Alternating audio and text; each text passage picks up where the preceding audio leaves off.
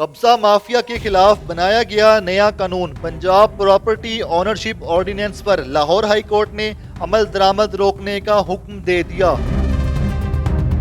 नाज़रीन, Punjab protection of ownership of immovable property ordinance 2025 जो कि ज़मीनों पे गैर कानूनी कब्जे के खिलाफ, घरों पे गैर कानूनी कब्जे के खिलाफ एक ऐसा ऑर्डिनेंस बनाया गया था पंजाब हुकूमत की तरफ से, जिसके तहत 90 दिन के अंदर फैसला होना था कि जिसकी ज़मीन घर पे कब्ज़ा है, किराएदार आते हैं, घर खाली नहीं करते, किसी भी तरह का कब्ज़ा है, वो 90 दिन में ज़िले इंतज़ामिया इसका फ़ैसला करेगी। लेकिन अब ऑनरेबल लाहौर हाई कोर्ट की तरफ से इस प्रॉपर्टी ऑनरशिप एक्ट को मुअत्तल करके इस पर अमल दरामद रोकने का हुक्म जारी कर दिया गया है। मेरे साथ बहुत से ऐसे साइलिन मौजूद हैं जिनके घरों पे कब्ज़ा था, चाहे वो किराएदार की सूरत में आके कब्ज़ा कर गया, चाहे वो प्लॉट पे कब्ज़ा कर गया। तो अब इस प्रॉपर्टी ओनरशिप एक्ट के मुअत्तल होने के बाद ये लोग क्या कहते हैं, इनके क्या तासुरात हैं, जिनको तकरीबन 10 साल, 20 साल, 25 साल, 40 साल, कई सालों के कब्ज़े थे जो इनके छुड़वा के इनको इनके मालिकाना हकूक़ दिलवाए गए थे। तो इस पर अब ये क्या कहते हैं? जनाब, ये बताएगा कि जो Punjab protection of ownership of immovable property ordinance 2025 के तहत आपने अपनी दरख्वास्त क्या दी थी, क्या केस था आपका और कब आपको रिजॉल्व करके मिला? सर, मेरे ग्रैंडफादर ने लैंड एक्वायर की थी मोजा गनक्कर में, it's on the outskirts of Lahore. ये तकरीबन 2006 में एक्वायर की थी और इसके अंदर से 11 कनाल एक मरले के ऊपर नाजायज़ कब्ज़ा था। जिन लोगों से हमने खरीदी थी उन्हीं के सन्स, डॉटर्स और बाकी फैमिली। कब्ज़ा तकरीबन 2015 में हुआ था। We been stuck in litigation for the past 10 years. एक केस वो उनका डिसमिस हुआ, दूसरा, तीसरा, चौथा। सो इवन नाउ वो फ्रिवलेस लिटिगेशन हमारे खिलाफ फाइल कर रहे हैं to no end. And obviously it's their right, but हमारे लॉज इस तरह के थे कि वो उनको वो राइट प्रोवाइड करते। बट इस एक्ट ने हमें इमीडिएट रिलीफ दिया है within 30 days of filing of the application. The district administration has been very helpful, assistant commissioner साहब, और बाई वीकली बेसिस पे हेयरिंग्स हुई हैं। हमें भी सुना गया, अगली पार्टी को भी सुना गया, और हम जितना शुक्रिया अदा करें काम में। तो आज जो फैसला आया कि ऑनरेबल हाई कोर्ट की तरफ से इस प्रॉपर्टी ओनरशिप एक्ट पे अमल दरामद रोकने के अहकाम जारी किए गए हैं, इसको आप किस तरह देखते हैं? क्योंकि आप लॉयर भी हैं, तो एज अ लॉयर आप इस फैसले को किस तरह से देखते हैं? I think it's an interim order. इंशाल्लाह one day this ordinance will be converted into an act and this is an excellent initiative. जो भी गैप्स हैं हमारी प्रॉपर्टी जुडिशरी के अंदर या फिर जो हमारी एडमिनिस्ट्रेशन के अंदर है, the priority to which this जो इस गवर्नमेंट ने इस इनिशिएटिव को दिया, it is excellent. I think it should be taken forward. जी, हमारी दुकानें किराए पे दी हुई थी हमने। उनमें से एक किराएदार जो पिछले 15-16 साल से किराए पे बैठा हुआ था, अब हम उसे पिछले 4-5 साल से कह रहे थे कि दुकान खाली कर दें, हमें ज़ाती ज़रूरत के लिए चाहिए, तो वो दुकान खाली नहीं कर रहा था और इस दौरान उसका 8 माह का किराया भी शॉर्ट था। तो उसके बाद हम फिर वो कोर्ट में जाके स्टे भी ले आया। अब हमें वो हर तरीके से थ्रेट कर रहा था। तो जब ये मरीम साहबा ने इस ऑर्डिनेंस को जारी किया, इस एक्ट का हमें पता चला, तो हमने अपने AC नस्टर टाउन को एप्लीकेशन दी, जिन्होंने हमें बुलवाया। यहाँ पर बुलवाने के बाद सबसे पहले उन्होंने पटवार खाने से हमारी मलकियत की तस्दीक की। उसके बाद उन्होंने दूसरा जो हमारा किराएदार था, काबिज़ था, उसको बुलाया। उसको बुला के उसका मौक़िफ़ भी सुना कि भाई आप इनका कब्ज़ा क्यों नहीं दे रहे। उन्होंने कहा जी ये जी वो जी मैंने ये रेनोवेशन की, ये किया, वो किया। तो हमें जी ना वो किराया उसने दिया और उसके बाद अपना AC साहब मौका पर गए। उन्होंने जाके देखा है कि ये जो डिमांड कर रहा है ये तो सरासर इसकी बनती नहीं है। तो वो फिर उन्होंने जो है ना उस कब्ज़े को हमें जो है ना खाली करवा के दिया। दुकान कहाँ पे है, किस चीज़ की दुकान है और दुकान का किराया कितना था? ये UC यूनियन काउंसिल 242 में आशियाना रोड पर दुकान है और जिस वक्त हमने किराए पे दी थी उस वक्त तो खैर 4-5 हज़ार किराया था। अभी उसका 15,500 उसका किराया है। 8 महीने से 15,500 के हिसाब से किराया चल रहा था जो नहीं दे रहा था। जी, ये जो इसने किराया शार्ट किया है, ये उस वक्त इसका 8,500 पर मंथ किराया था, जिस हिसाब से 68,000 जो है ना उसका किराया बन रहा है। तो वो उसने नहीं दिया। तो दूसरा जो है ना बाकी उसका ये मुतालबा था कि मुझे 3 लाख रुपए आप दे दें तो मैं आपकी दुकान छोड़ देता हूँ, अदरवाइज़ खाली करवा सकते हो तो करवा लो। ठीक है, आपने जो दरख्वास्त दी थी इस पंजाब प्रॉपर्टी ओनरशिप एक्ट के तहत, वो कहाँ पर दी थी और उस दरख्वास्त के कितने दिनों के बाद जो है आपकी दुकान का कब्ज़ा आपको मिल गया था?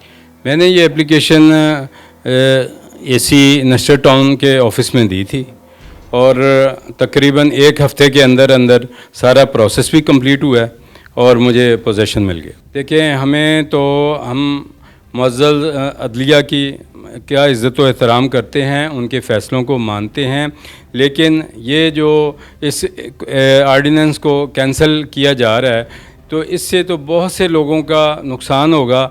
और उसमें सबसे बड़ी बात ये है कि जो ये कब्ज़ा ग्रुप हैं, ये केस अदालतों में जो केस चल रहे हैं 50-50 60-60 साल से चल रहे हैं।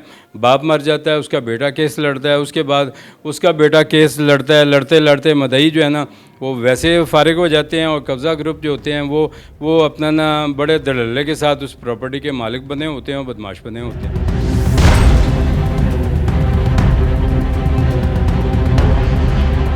आपका क्या केस था, फिर आप कब आए थे और कैसे रिजॉल्व हुआ? असल में मेरा मौजे झुलके में प्लॉट था 16 मरले का, तो उस पर लोग काबिज़ थे पिछले 10-15, बल्कि 2010 में मैंने लिया था, उसके बाद से काबिज़ थे। तो मैंने जो है DCR में एप्लीकेशन दी, उसके बाद मुझे फिर AC ने बुलाया, उन्होंने मुझे सुना, दोनों पार्टियों का बल्कि सुना, और उनकी दूसरी पार्टी की रज़ामंदी के साथ उन्होंने मुझे जो है वो कब्ज़ा लेके दिया। कितने दिनों में? 3 दिन के अंदर कब्ज़ा लेके दिया, क्योंकि दूसरी पार्टी के पास कोई प्रूफ नहीं था उसकी ओनरशिप का ना, तो इसलिए उन्होंने कहा कि जी आपको कोई इतराज़ तो नहीं? उन्होंने कहा जी हमें कोई इतराज़ नहीं है।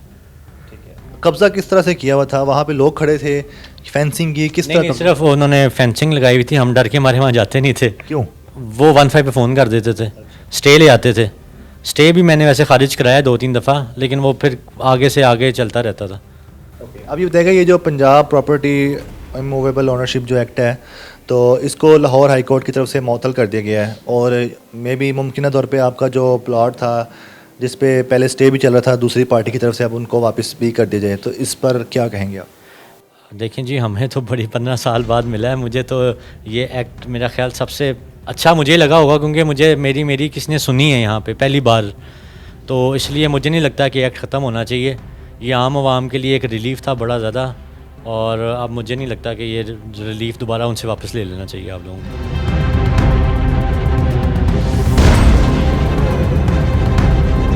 हमने 2014 में प्लॉट लिया था, और उसके बाद हमारा मतलब इंस्टॉलमेंट पे लेने के बाद सब कुछ ड्यूज़ क्लियर कर दिए, और बाद में हमें वो प्लॉट नहीं दे रहे थे प्रॉपर्टी हमें, जो मतलब 4-5 साल हमें इंस्टॉलमेंट देते रहे। उसके बाद पता चला जी पैसे आप और दें, बार बार डिमांड करते थे।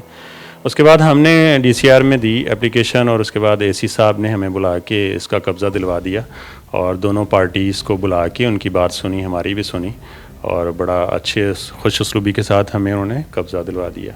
अब जो सुनने में आया है, हमें ख़बर मिली है कि जो ये ऑर्डिनेंस है ये डिसकंटिन्यू हो रहा है और इसके ऊपर स्टे आ गया है। तो ये बड़े अफसोस की बात ये है कि देखें 14-15 साल बाद जाके हमें इसका दोबारा कब्ज़ा मिला, एक सोसाइटी से लेके दिया, और इस ऑर्डिनेंस के थ्रू तो गरीब के लिए एक बहुत बड़ा रिलीफ था, और है, हम समझते हैं इसको कंटिन्यू होना चाहिए, और इसको किसी सूरत में डिसकंटिन्यू नहीं होना चाहिए।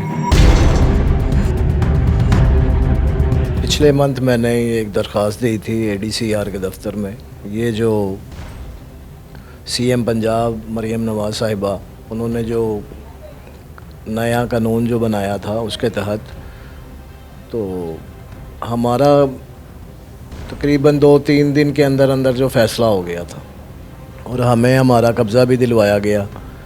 और मैं यही कहूँगा कि ये जो कानून बनाया गया है इसको इसी तरह जारी रखा जाए, क्योंकि बहुत से गरीब लोग हैं जो तो कहीं पे फ़ीस भी नहीं दे सकते, और ये बिल्कुल फ्री था, इसमें आपसे 1 रुपया भी नहीं लिया गया किसी से, और चंद दिनों में तकरीबन 2 से 3 दिन में वो सारा केस सुन के दोनों तरफ से, तो फिर उसका फ़ैसला बड़े अच्छे तरीके से किया गया, और हम तो बहुत मुतमईन थे कि ये बहुत अच्छा जो है एक इक़दाम किया गया है कि जिससे लोगों को उनका हक़ मिल रहा है। हमारी 1.5 कनाल जगह मौज़ा अटारी सरोबा निश्तर कॉलोनी में थी, तो 12 से 14 साल में उधर कुछ लोगों ने कब्ज़ा किया हुआ था। तो 10 साल से हम अदालतों के चक्कर लगा रहे थे। सिविल कोर्ट में हमने केस जीत लिया, उसके बाद मुखालिफिन सेशन कोर्ट में चले गए, सेशन कोर्ट में हमने केस जीत लिया, मुखालिफिन हाई कोर्ट में चले गए। तो 10 साल से हम अदालतों के धक्के खा रहे थे और तकरीबन 50 लाख रुपए मैं इस केस के ऊपर लगा चुका हूँ। वकीलों को देने के अलावा जो जिन्होंने कब्ज़ा किया हुआ था 25 लाख रुपया तो उन्होंने मुझसे ले लिया कि आप हमें पैसे दें, हम कब्ज़ा छोड़ देंगे। इसके बावजूद भी उन्होंने कब्ज़ा नहीं छोड़ा। तो अल्हम्दुलिल्लाह सीएम पंजाब मरियम नवाज़ साहिबा का मैं बेहद मशकूर हूँ कि उन्होंने ये कानून बनाया।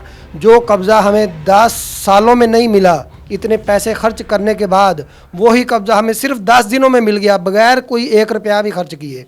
और हज़ारों गरीब लोग अदालतों के धक्के खा खा के बूढ़े होके कई अल्लाह के पास जा चुके हैं, लेकिन उनको इंसाफ नहीं मिला। ये जो लोग, जिन लोगों को फौरी इंसाफ मिल रहा है, आपके सामने मेरी गुजारिश है कि इस एक्ट को बाहर रहने दिया जाए ताकि गरीब लोगों को फौरी इंसाफ मिले। मैंने मौजा झुलके में ना 7 मरला ज़मीन ख़रीदी थी 5 साल पहले, जिस पे मैंने केस लड़ रहा था। 5 साल मैंने केस लड़ा है, लेकिन फिर भी मुझे कब्ज़ा नहीं मिल रहा था। तो मैंने यहाँ पे एप्लीकेशन दी है, इन्होंने 10 से 15 दिन के अंदर मुझे कब्ज़ा दिलवा दिया। मैंने अपनी 4 दीवारी कर रही है। मैं हुकूमत पंजाब और AC साहब का बहुत शुक्रगुज़ार हूँ, जिन्होंने फौरी मुझे कब्ज़ा लेके दिया है और एक पैसा भी मेरा नहीं लगा। ठीक है, ये कब्ज़ा किसने किया हुआ था? ये जिनसे मैंने ज़मीन ख़रीदी थी वही कब्ज़ा नहीं थे दे रहे। ठीक है, हाँ जी। और कितनी ज़मीन थी? से 7 मरला जी। ठीक है, और ये बताएगा कि आपने कैसे ख़रीदा था? पैसे जमा करके ख़रीदा था या किस तरह से? हाँ जी, ये मैं ओवरसीज पाकिस्तानी हूँ। आपको पता है कि वहाँ पे बहुत मेहनत मशक्क़त करके मैंने पैसे इकट्ठे किए थे। कहाँ से? सऊदी अरब से। तो मैंने 31 लाख इनको पेमेंट अदा की हुई थी और इन्होंने मेरे पहले जो कब्ज़ा था वो सरकारी ज़मीन पे दे दिया था।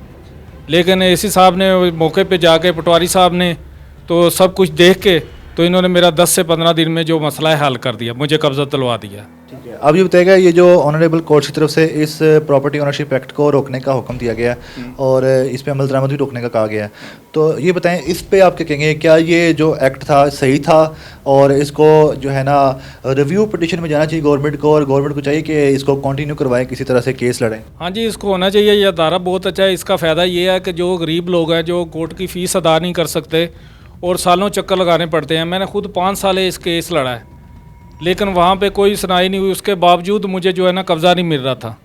तो इसको कंटिन्यू होना चाहिए। ये अच्छा अदारा है, गरीबों को इंसाफ मिल रहा है और फौरी मिल रहा है।